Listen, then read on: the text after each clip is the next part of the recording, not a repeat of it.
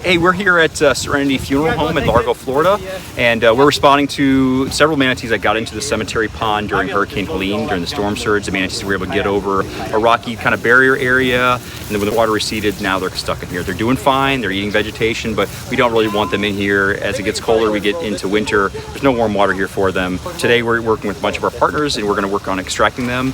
1, 2, 3. 1, 2, 3. All right, so we ended up catching 4 today. There's 2 males and 2 females. All 4 were adults. All 4 looked like they were in good health. And even watching them out in the pond, they looked like they were normal manatees. So doing a little bit of processing, seeing what their weights are, get some measurements.